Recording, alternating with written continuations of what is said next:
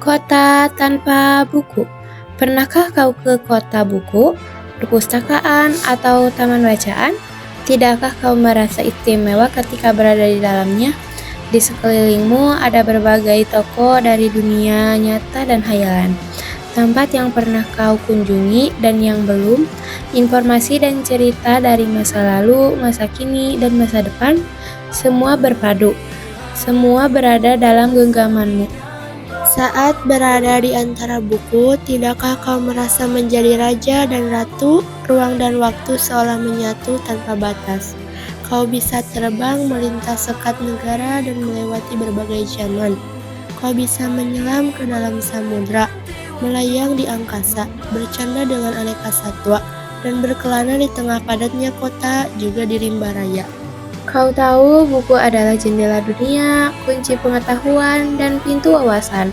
Muhammad Hatta, sang proklamator, berkata, "Aku rela dipenjara asalkan bersama buku, karena dengan buku aku bebas." Melalui buku, manusia terbebas dari ketidaktahuan.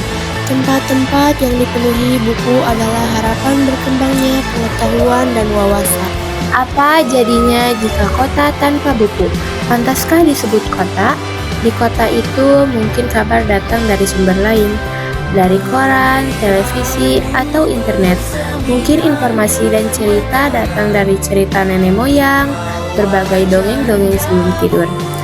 Irama warganya pun tiada beda bangun pagi, bertebaran di muka bumi untuk berbagai keperluan, untuk kembali pulang siang atau sore hari. Setelah itu mereka berangkat tidur dan mulai lagi hari berikutnya. Semua serupa. Di kota itu mungkin ada bangunan bernama perpustakaan.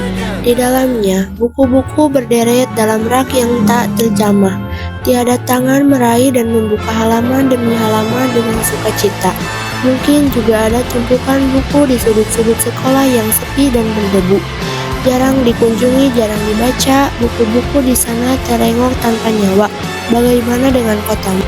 Mungkin kau tinggal di tengah kota yang megah atau di gang sempit, di desa terpencil, di sisir pesisir, atau kaki gunung. Adakah perpustakaan, taman bacaan, atau toko buku di dekat rumahmu? Jika ada, apakah tempat itu menjadi wadah berkumpulnya anak-anak dan warga, menjadi pusat berkembangnya wawasan dan pengetahuan, atau hanya menjadi pajangan? Maukah kau menjadi orang yang menghidupkannya? Kau bisa mengunjunginya dan mengajak teman-teman membaca dan berbagai cerita di sana. Jadikan tempat itu sumber kegembiraan dan pengetahuan. Jika tempat itu belum ada, maukah kau menjadi orang yang mulai menghadirkannya? Kau bisa memulainya dari sebuah sudut di teras rumahmu. Ajak teman-temanmu memulai langkah baru. Jangan biarkan waktu berlalu tanpa buku.